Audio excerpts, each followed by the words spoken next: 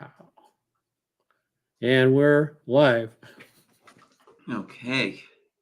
Have you ever heard someone say they've got the market's timing down to a science? Oh, hey, Mike, that's a great question. And I've had people come up to me and say they think they do, or Mhm. they show me some new thingamajig that a lot of engineers do this. Well, I've found a better way. And so, yeah, Mhm. kinda, but I don't know if we can time the market or not. I think it depends. And so, I know we're going to be batting this back and forth, but I want to let the folks who are joining know that I'm going to introduce you shortly to my buddy Alex. And Alex thinks he can time the market, but Alex keeps getting the snot beat out of him because he gets caught up in whipsaw trying to pick the top and trying to pick the bottom. You have to be always careful if you're going to pick your bottom. But okay, Oh, jeez. a little bit of humor there. So hey, if you're out there on any of the YouTube or Twitter or Facebook, just drop a note. Let us know where you're in from, because towards the end here, Mike's going to be sharing about some of the psychological issues and mindset issues of basically being able to time the market. And I'm going to share a couple of super hacks that I've used for years that will help you define more high probability opportunities for timing the market. So, Mike, what should we say about timing the market? I think that, well, from a personal perspective, I think that that's kind of what you and I are both attempting to do Okay. with our entries, right? Because neither of us are entering at random times, just pull up a chart and be like, oh, that one looks good, and let's plow right into that. So there is a certain element of timing involved. That said, I would say that neither of us are trying to really predict where price is going. It's more about understanding historical patterns and from there making ourselves available for a potential opportunity and Okay. Yeah. knowing when those things are working and when they're not. That's absolutely true. I think that there's a huge difference between, like you said, predicting, because that's Mhm. like you're thinking about somebody predicting the market is like what a crystal ball kind of thing. Oh, I'm going to predict it's going to go here and here. I think that when you define timing the market, if you're looking at specific pieces of the structure, Mhm. there are things that we've designed into our trading plans that are our rules on when to exit, when to enter, when to exit, and it's based on a lot on trends. And so waiting for that trend to shift or that momentum to shift. And I think that when those are ingredients within a person's trading plan, they can come closer to timing the market or timing the proper entry for high probability trades. But I don't think I think it is very dangerous if a person tries to pick the absolute top or the absolute bottom. I think and had when you first started trading, was that one of the temptations you had, was to try to do that? No, I wouldn't say when I first started, right? Because when I first started, I just thought you put money in and more money magically pops out the other end, given Okay. enough time. So maybe there's a certain predictive element baked into that. But more commonly, the people that I've seen struggle, and someone that I was coaching back in, I want to say, when was the original top in Bitcoin? That was back, before, yeah, the first top in 2017. This person came to Right. me at around maybe 2019, and they nearly round tripped their entire Bitcoin trade. There's somebody there that bought in low. They were in the run up there. They thought that Bitcoin was going to the moon. They, as it pulled back and pulled back and pulled back and pulled back, they said that, well, I'm going to continue to hold this until the pain of losing all their profits got to be too great. And then they sold with maybe, I don't know, 20 or 30% gain when they were up a few 100%. Wow. And so that's painful. And so that person came to me and was like, well, what can I do? Is this a mindset thing? Like, do I need to meditate and these sorts of things? And well, while that could be part of the process and deconstructing some of the beliefs that led to, well, I'm going to hold on to this forever and I know that I'm right, to come up with alternative plans, like a plan B, in case if you're not right. How do you lock in gains along the way? How do you lock in gains if price starts to move against you a little too much? Because at the end of the day, what we're trying to do is raise our equity curve. Exactly. Well, we're not trying to be, quote unquote, right on the trade itself. Well, we want to be right and be paid. So if I understand what you're saying, and normally I do, is basically what you're saying is that a person can get so locked into trying to time the market that they lose sight of focusing on their process. In other words, it's almost like they're focused on the outcome, and we all know that winners focus on developing and mastering the process rather than the outcome of, oh, I picked the top or I picked the bottom. Because I think trying to pick the top and the bottom basically just feeds a person's ego, because that way they can go brag to their buddies or brag to their wife, or if they miss the bottom or the top, that their wife's going to slap them. But the thing about it is it's an ego thing, I think, of trying to pick the top or pick the bottom. Whereas if you're focusing on a process of what you're going to buy, stocks or ETFs, and when you're going to exit, when you're going to enter based on mechanics, when you're going to exit, again, based on mechanics, that it makes the question of picking the top or the bottom, you're almost irrelevant, don't you think? Yeah, I'd agree with that. If you come in with a process that says, okay, I'm going to enter under XYZ conditions and then going to exit based on XYZ conditions, then it does take picking tops and bottoms out of the equation.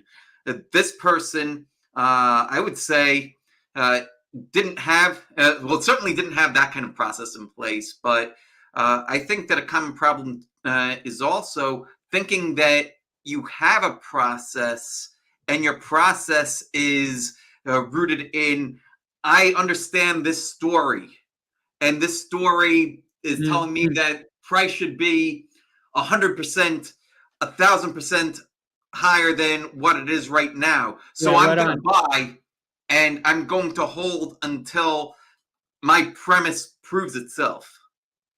Okay.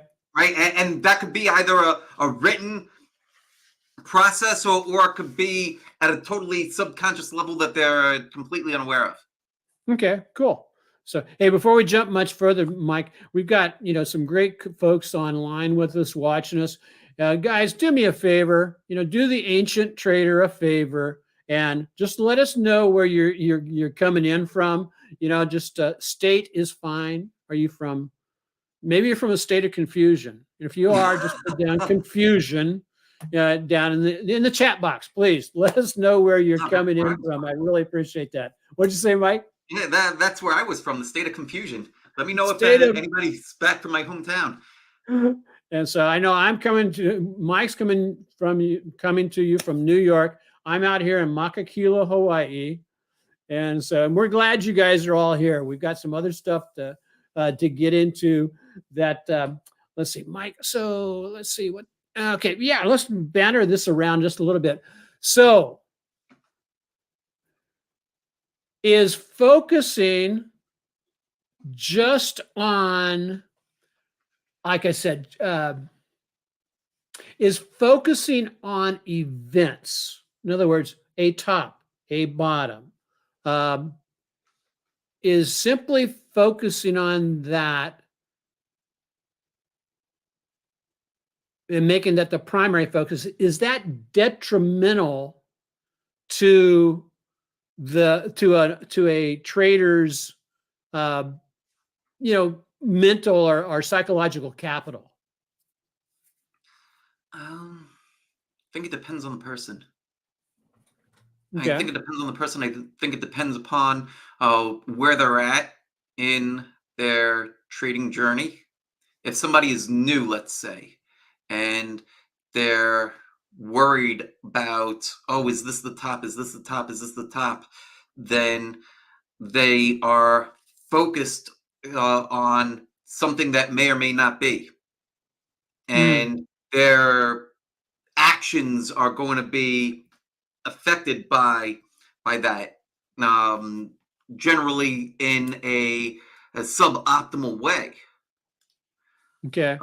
versus someone that let's say has few years of experience. Let's say 20 years of experience, right? That's somebody that's been doing this for a very long period of time, like yourself.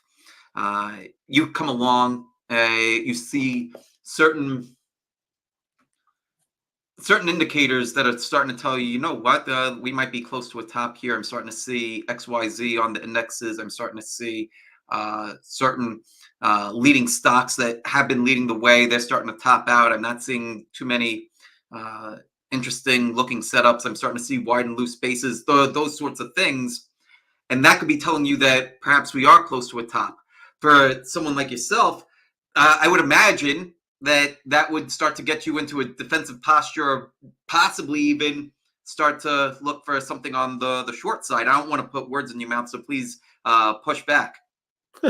Um, So no, you're absolutely right. I mean, basically, as soon as I like to use Investor Business Daily, and I don't get any kickback from IBD, but I did get their hat, so I'm really excited about having an IBD hat.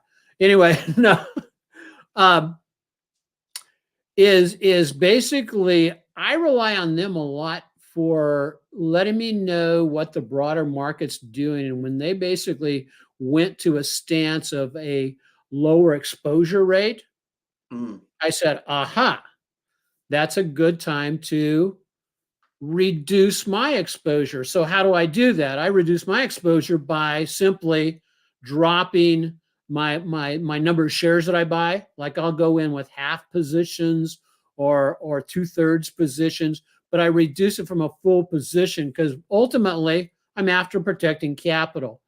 But you said something really important, and I want to really drive this home, Mike. Is you basically said looking for the clues. Well, you didn't say exactly looking for the clues, but that's exactly what the mm, essence of what you said is. The stronger stocks are starting to soften up. So it looks like we may be getting to a level of resistance, strong resistance, where the momentum starting to shift to the downside, those type of things. And so it's collecting these clues and then waiting for the structural break of the uptrend mhm, tells you that, aha, there was a top. And then I think having the plan to how do I want to trade it after I already know there's a top? Or how do I trade it because the same similar clues happen at the bottom? How do I trade it once I know my structure has shifted and now I can trade back up to the upside because that's the direction of least resistance and the highest probability direction. And I think a lot of traders can get themselves in trouble because they don't wait for those clues to happen. They try to mm, make their play along the way, And so, well, yeah, the stock is going down, but I'm going to buy it here because it can't go much lower. That's unadulterated BS. I mean, it really is. Mhm. Because I think, if you want to have an experience, go look at the Enron chart. Go study the Enron. And those of you who don't remember Enron was, a company back, oil company back in oil exploration company back in the 2000s. Basically, on Forbes magazine, it was identified as one of the top companies,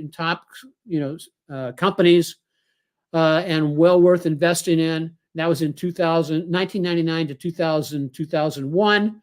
And then it started to crumble.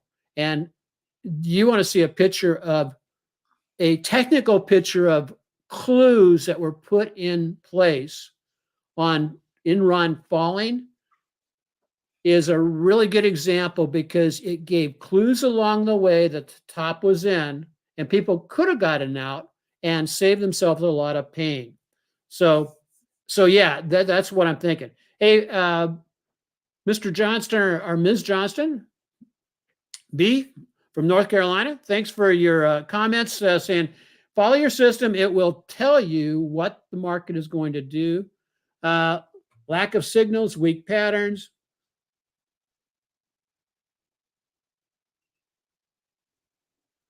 Yeah, So those were all kinds of things that yeah. were also occurring leading into the COVID top.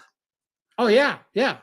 Yeah, well, we were actually this weekend. I send out a note to members over in my group on the weekends. So one of the things that I pointed out in that note was comparing what we were seeing now versus what we were seeing back in 2020, because people are starting to get a little bit anxious Right. at this point.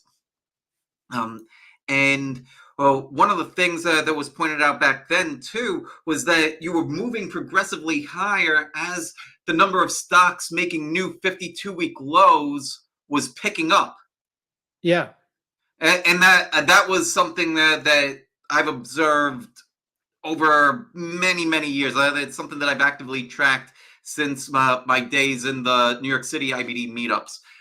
And the reason why is because whenever the ratio starts to shift, that's where the market starts to get choppy. And Yep. sometimes it causes the market to roll over if it starts to get a little bit too heavy with the new 52-week lows, no 52-week highs. And that's like your, what's the expression? Canary in the coal mine. Right.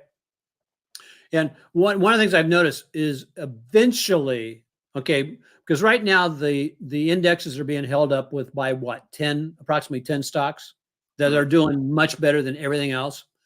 Mm-hmm. Eventually, the inertia of the poorly performing stocks will pull down it's like the crabs in the bucket. They're going to pull down the ones that are trying to get out. They'll pull down and the stronger stocks, and the stronger stocks after going up. I'm not going to say that they're not going to go up higher, but eventually the inertia will pull those down. So, Mike, let's get into the segment where you're going to tell us all about how in the world, the trying to pick tops and bottoms or time the market can impact us from a mindset standpoint. And I'd like to ask everybody who's online, if you have a market myth that you would like us to talk about in the future, please drop that down in the comment section. Some market myth that you've been bitten by, or a market untruth, because Mike and I, that's what we're here to do. We're here to take on and share the truth about trading. So, Mike, take it away. Well, sure. So, well, when I think of tops and bottoms and how to best navigate the market in general, I actually take quite a bit from one of my mentors. You guys probably have heard this guy, Mark Minervini. Dennis and I were talking a little bit about his book, Mindset Secrets for Winning, before hopping on here. One of the things that I think that is important and that's helped me take my trading to the next level back then, and why I'm able to be doing this as my job now, is this idea of progressive exposure. Now, what progressive exposure means is that when you're doing well, you start to put more money to work, and when you're not doing well, you start to take more money off the table. That's about as simple as it could be stated. But the idea is that when conditions are good, a bulk of trades will appear, and a bulk of trades will start to work well, right? Because the market ebbs and flows, and this is how things work. Well, when the market is starting to come off a low, we'll start to see some of the best stocks that could potentially make their moves start to move, right? Your Nvidias, your SMCIs, your Abercrombie and Fitches, right? All these different types of stocks. I'm sure that you guys watching here and Dennis could rattle off several dozen others. But when those stocks start to appear and you start to see those stocks start to take off, then you could take the profits that you made in those early profits and then recycle them into a new position that's starting to develop, or a new idea, a new setup that's starting to develop, and go in with a little bit more size and a little bit more size and a little bit more size until you're fully invested. And then those, as the tide is lifting, that's how you're able to get into those trades, have your risk small, but have larger size. Then when the stocks start to top out, then you start to reduce size aggressively, right? Because if you're starting to see more stocks top out, you're starting to see fewer quality trades, then there's not much to do other than take your profits and wait for the next round. Yeah. So without a doubt, Mike, somebody just B. Johnston said one of the market myths he wants us to bust in the near future is just buy and hold companies with good fundamentals and you'll be fine. And yeah, I mean, you're hitting a particular nerve for me personally on that, because I talk about that in my book, Trade Your Way to Freedom. I talk about them, always ask yourself the question when you're approached by a Wall Street professional, and they're talking about you can't time the market to just do buy and hold and you be good forever, is to ask yourself a question: who does their advice benefit most, them or me as the investor? Ooh, ouch. Yeah, That's ripe. That's ripe. And so you mentioned Mark Minervini, Mike, and I absolutely love the way, one, Mark's complete story, rags to riches, but how he's reshaped his mindset is just absolutely amazing. And he makes a comment in one of his books. He says that success is not convenient. No, it certainly isn't. And it really isn't. And oftentimes, and to check in, what are your expectations?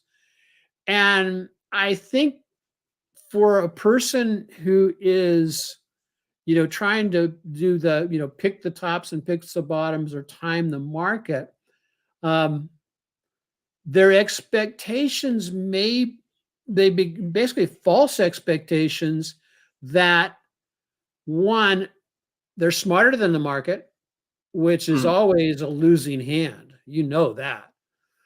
That's one. Two is that, oh gosh, what's a great word? Just I covered it a little bit earlier. Just the concept of the ego thing coming in there, and then third is it literally is, I think, evidence of a person trading without a plan. They do not have a plan with an edge, because if they're trading a plan with an edge, according to the other famous Mark Mark Mark Douglas, is that he basically says make your system mechanical and only trade one setup. And if you're waiting for one setup, gets back to what we talked about earlier, is the clues, follow the clues for when the market is turning down and follow the clues when the market is turning up. And recognize that we have no control over what the market can do other than two things: when we want to buy and when we want to sell. That's the only thing we control. So that's cool. So anything else there on the on that aspect of Mike? Yeah. You had mentioned something in there about expectations, and you actually reminded me of a conversation Mark and I had. So the conversation was about trading championships, and he was talking to me about how when he won his first championships, how he was younger in his career, no family yet, and so he's able to dive full hog into trading it and becoming the absolute best, and he achieved that. And so I said that, well, I want to do this, but I've got family and all this. Well, what do you think? And well, here's what it takes to be a champion, and you have to. You're blocking out almost all of your time. You're a new father, Mike. How's that going to work out? Well, hey, at one point I learned the hard way that it doesn't work out too well when you're trying to juggle too many major things like this. And just like, well, am I screwed? Right? Like that's the question that I have, because here I am. I have these lofty goals of wanting to not only trade full time, but to do so at a championship level and start to leave the day job behind and build business. And I also want to be an excellent father and to be there for my daughter, especially having grown up with a pretty rough childhood myself. And so he's like, well, those are pretty competing ideas. And so I had this, my question was, am I screwed? Right? Because I can't, it doesn't seem like I could do both of these things at the same time. And he's like, well, what you need to do is compartmentalize. Right. So have blocks of time where you're just dedicated to trading, blocks of time that's going to be family time, blocks of time where you're still at your day job, right? Because you can't just shrug that off. Otherwise, you'll get fired and that'll create all sorts of problems. And so that was excellent advice. And so when I did that's a big part of why I'm here talking to you right now, because I compartmentalized, and that helped things at home. It helped me be a better dad. Got my trading on track, and I didn't get fired. I left on my own accord about 6 years ago. Yeah, without a doubt. And I thought that the reason you were on air with me right now is just because I'm such a good friend, but that's okay. Well, that too. I like to kid around, but no, that idea compartmentalization, and I'll just kick in on that, is when I was flying jets for the Navy, that they would basically talk about that when you strap on that, that jet on your back and take off and go on a mission, you turn this little switch off and go click. Things at home don't matter. Anything that is going on, you are folks honed in on that mission per se. And they talk about compartmentalization. We talk about compartmentalization all the time while flying. Once back on deck, click the switch. Okay, I'm now the husband, the father, and the department head or whatever the other jobs that I have. But I think that compartmentalization, the compartmentalization is a habit that can be developed in a big way simply by. But the thing about doing it is, don't cheat your compartmentalization. In other words, if you set aside an hour's worth of time or 2 hours of time on the weekend to, do family time, specifically family time, shut your dadgum phone off, stop checking stock Absolutely. prices, do all that kind of stuff. Just cut it out and be present with the ones who love you. You know what I'm Absolutely. saying? Yeah, And that speaks to a big part of quality over quantity time. yeah, yeah. Like there's, and I'm guilty of this at different points in my life too, where you're with the family, but then all of a sudden you're looking at this, right? And so your body might be there, but your mind's not, and that's no good for anybody. That's not good for you. That's not good for those around you. Right on. Right on. So yeah, absolutely. Take this, put it in the other room, and be present. I think basically you take this and you put it into a Faraday bag. A what? A Faraday bag. It's basically a bag that will keep the emissions from getting out, but it also protect it. I encourage everybody to get yourself a Faraday bag. Just in it's a good thing to have with you because it makes your phone go dark. Oh, interesting. I never heard of this. And so it's to protect against electronic impulses and all that kind of stuff. So, and they basically have them where they can basically do a complete screen around a ship or something like that. But they also have them in compact. Just check it out. Check it out on Amazon and all that kind of stuff. Thank you very much, Mr. Johnson. Appreciate that. And so, well, Mike, I've got a couple of hacks I would like to share with people. Great. But I need to basically, these are hacks that I utilize that have almost been uncanny on finding or determining market bottoms in particular. They work, for some reason, they work really well on market bottoms and less well on market tops. But here we go. I'm going to take a picture of this and I'm going to jump over to, aha, it worked. Okay. Let me blow this up a little bit. What this is, if you've never seen this before, what this is called it's on bar chart. It's a free chart you can get on bar charts. And what it is it's a percentage of stocks above the 20-day moving average. Okay. And when this entity gets down below the 35 level, and I don't know if I can let me see if I can use that to draw a picture on it. Come on. There we go. Let's see if so down here about the 35, and you can see that this is 35. The 35 is right here. Yeah. And Yep, that looks good. I can see it. Okay. When it gets below 35, what that tells us is all of the stocks on the NYSE, down where it means that 35% of the stocks are only 35% are above their 35, or 35% of them are above their 20-day moving average, which is basically quite low.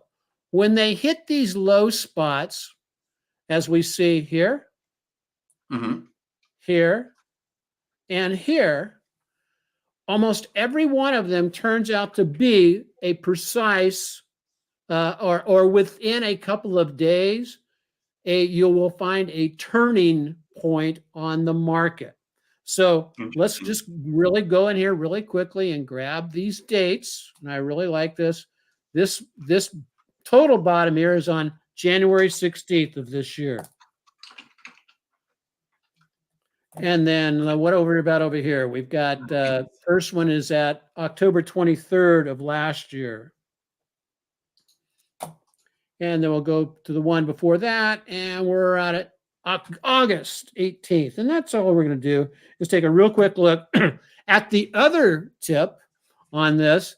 And that's your momentum swings also on a weekly chart give you a good idea of, get that correctly. Hold on just a second, guys. That was October, and that was October 3rd. So we had a couple of the end of October.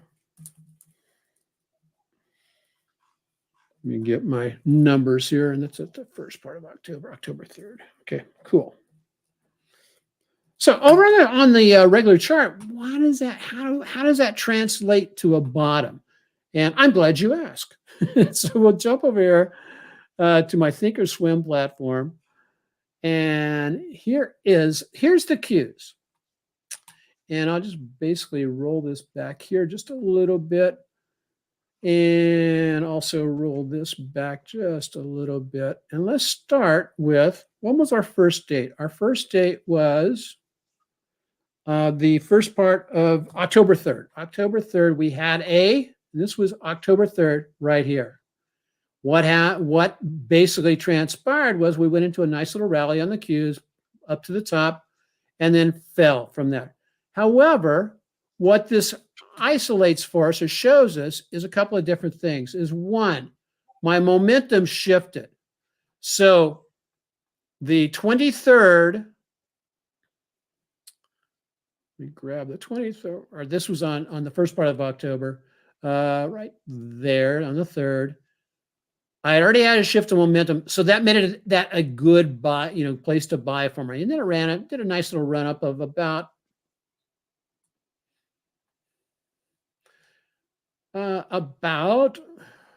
let's do that one more time. There we go. From there, it does that. Well, darn it, Dennis. There we go. Okay, now we can grab it from here. From here up to the top is about a 4%. So while on the Qs, that's 4%, but on TQQ, that equates to about 12%. Nice move. Yeah. I want to go back, though, to this point. This is 1026. And remember, we had a signal on the other at 1023, which was right here. I'll draw in a little box here. And this was actually a healthier signal because my momentum shifted right here on 1030. But look how it corresponds so nicely over here on the weekly chart. And this was the other way to trigger in.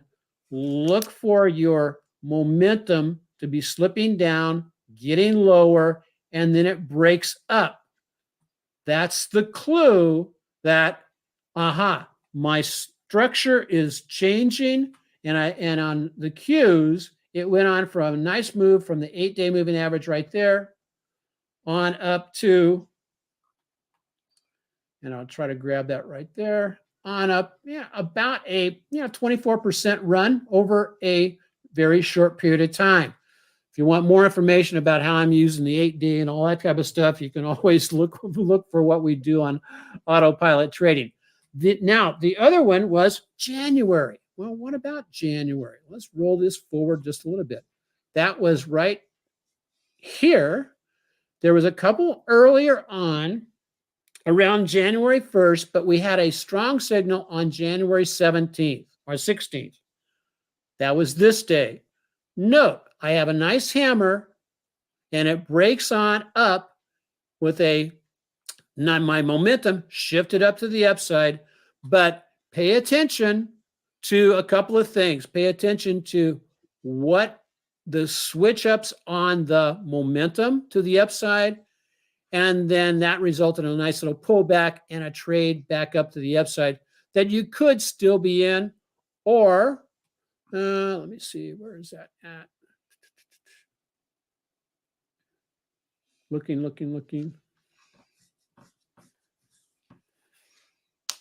There we go. So that corresponds to that day right there. And again, clues were saying, hey, get ready to buy me. But that momentum shift, critical in determining where to get in. The other hack that I'll provide for you is pay attention to when the, let me get rid of all that, to when the momentum, I use the TSI, the RSI works the same way. When it is down close to the bottom on the weekly charts, oftentimes that will coincide with your bottom where you can basically take a trade to the upside. And oftentimes on the weekly chart, as we see here on the, this was the first of last year, that provided an upside move all the way, just continued moving up, slight pullback of about 10% there. And then I'm going to share a secret. Mike, you don't mind if I share this, I hope. Not at all. I love hearing. If you look at TQQQ, okay, similar type situation, it breaks above, it basically breaks above the 8-week and then holds that. And this run here was 135% over 6 months, 182 days. And the thing that I love about trading these leverage ETFs is on the index leverage ETFs and also a few of the sectors is each one of them has shown since they became available back in the early 2000s that they will generate about 3 to 5 different signals per year and run about 25 or more % on those signals. And if you think about it, that compounds out at better than 100%.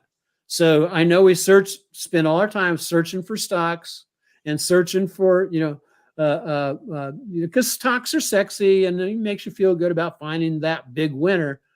But here's a winner right under your nose. Here's a winner right under your nose. So anyway, okay, cool. Yeah, well, why not just do this?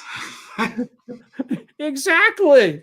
And so, yeah, and why not just do that? I think that depending on a person's circumstances, having this as a core of at least for some of their capital could help them learn how to be a winner. And so, yeah, there's plenty of applications, at least that I could see. And please tell me if what you think about this thought process. I'd love to hear where some holes are. But if you're able to trade this and have that be the core, and given that the market is generally going to continue to move, and not just move up, but to be more stable than a stock. okay. Right. So if you're using this as the core of your strategy, then the person that's using this as a core of their strategy could also, if they're looking for stocks, only focus on the best of the best opportunities. If their bar is here for what they're willing to take for a stock, they could put their bar up here and not have to worry of, am I going to have enough opportunity? Because the opportunity is mostly in these ETFs, and you're able to compound that way. Yep. Okay. Does that make sense? Well, no, I think you're absolutely right. Part of the thing in, I think in approaching a situation like this is basically look at, and I think this may be a bonus section of I don't know if it has to, I don't know what it has to do with picking the top or the bottom or timing the market. It is related, trust me.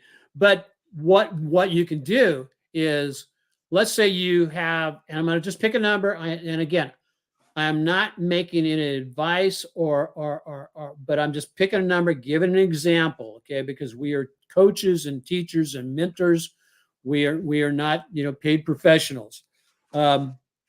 But let's say a person has $100,000, or better yet, let's break it down. Let's say they've got $10,000 that they want to invest.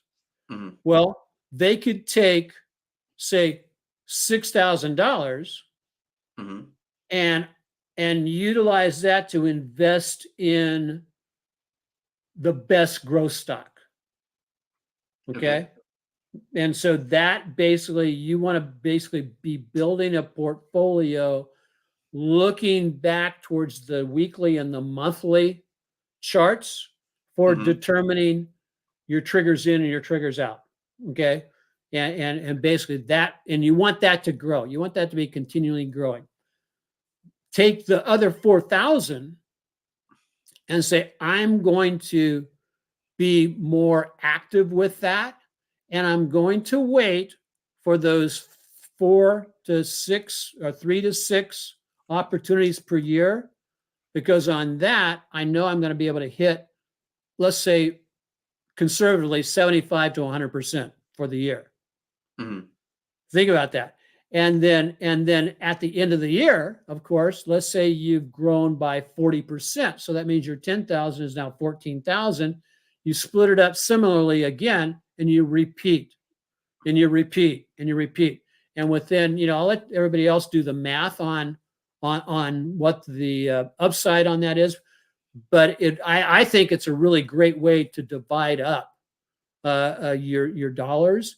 And then when you get up into the millions, then take that and you know take 90% of that and be looking at investing. Maybe you want to take 90% of that and invest that into long-term stocks, maybe some bonds, maybe some real estate and all that kind of stuff. And so you grow your wealth that way, but you set aside, in that case, let's say you have $1 million, 10%, 100,000 applied to this ETS strategy and continue to grow. And yeah, so the compounding potential and the compounding expectation, compounding expectation could be quite large. And Mhm. that's what we kind of do. And so anyway, Wonderful. so how we doing here, Mike? We are. So you want to wrap up? Because we're Sure. at 40, Yeah. Well, we're at what 47 about minutes, a man. few minutes left? Huh? Yeah, we've got a few minutes left. I think. Oh, okay. And so, well, anyway, so, well, what was the, okay, let me ask the folks who are online, what has been your aha moment in the discussion that Mike and I have been having so far? And please don't be a ghost. Put it down there. I'm the ancient trader. Just think of me as like being your great grandfather or something. Stop messing around and put a comment down in the comment section. Okay. Sorry, Mike. I know I get kind of unruly sometimes. And now I was getting ready to type something in here. I love the strategy with the triple levered ETFs. I actually have a question about MMTW that you would we're talking about before while we wait for other people in, if I may. Sure. So that's focusing on stocks above and below the 20 period moving average on the NYSE. Is that right? What's that? That MMTW, it's looking at the NYSE. Yeah, the NYSE. Yeah. Yeah. Uh, So, do they have one for the Nasdaq, or well, what's your experience with looking at that? That's focused on the NYSE, and I noticed that you were looking at the Qs as correlation. I think they do have one for the Qs. I'd have to go back to barchart.com to see if they do. The it basically, and I encourage, if a person is going to be taking a look at that, go back, piece it together. There's a couple of different ways to look at it. Look at it from both with a weekly chart on Mhm. the percentage of stocks above the 20-day moving average, and a daily chart. Mhm. Daily chart, you can go back, I want to say 2 years. A weekly chart, you can go back 5 years. And the weekly charts actually will smooth out your your process a little bit. Mhm. So, okay, TradingView has it. And yeah, Graham says that TradingView also has them all the indexes and any time frame. So, so I think they do over there on bar chart. So back to your question is, yeah, it's definitely worth a look. And with what I've discovered over the years is it basically is pretty close on all the indexes, because the indexes, well, clearly the NASDAQ outpaces the S&P. The low spots tend to be pretty much in line. Mhm. And so, like I said, it's going to get you in the ballpark of when to, and that's when you go and look at the technicals on the actual chart. Mhm. To basically, what are you looking for? You're looking for, am I at support? Do I have a reversal candlestick? What's my momentum telling me? And those are kind of the three major things that you want to make sure are in alignment, and then look to do a trade. Yeah, and there's something that you just said in there that I want to make sure that everybody heard. I feel it's important. The term "in the ballpark," right? Like so many of us want to have an exact level. Well, when it comes to trading, like to the penny layout, like that's Yeah. not how any of this stuff works. Yeah. It's so much of it is in the ballpark, and that's where so much of I feel the art part of Yes. trading starts to come into play, and that's what can really separate your champions from the never beens. Yeah. Mike, that's a great example of the art. It's the science and the art. I mean, it really is. Mm, The I mean, did you know that on a big stock like Nvidia that's up to close to $900, mhm, if you put a trend line on that chart, and you go and make where you can adjust the trend line where it's like 3 points thick, mhm. that trend line itself could be $50 in thickness. Wow, Okay. Okay. And I so get to do that. part of the thing, hey Ben, thank you very much, man. I appreciate that.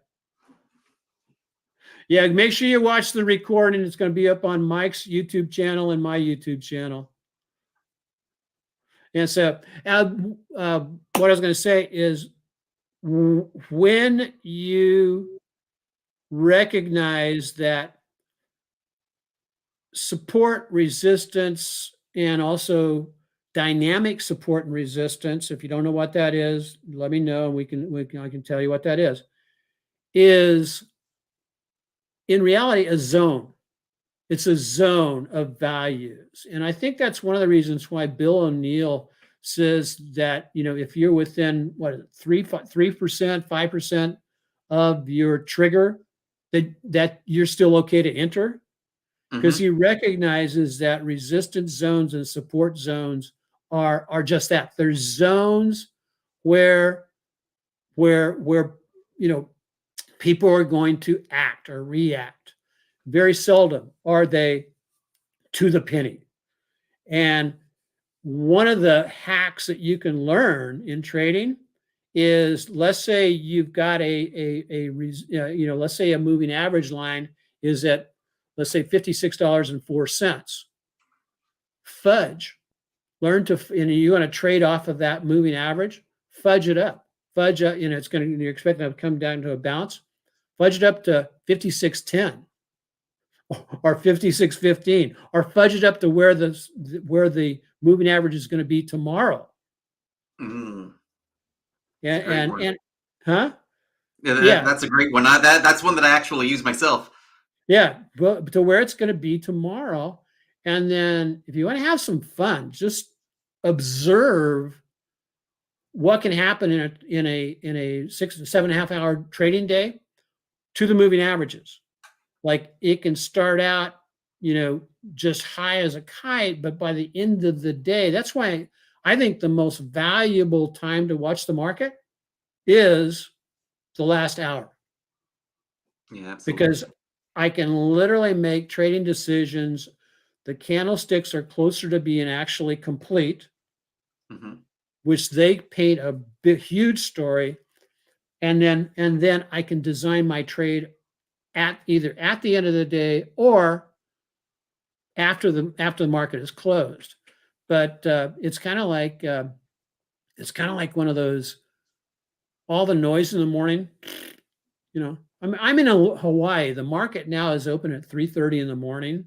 Guess what? And trust me, look at me. I need my beauty sleep. You know that, guys. Anyway, Yeah, likewise. so that's what we got going on here.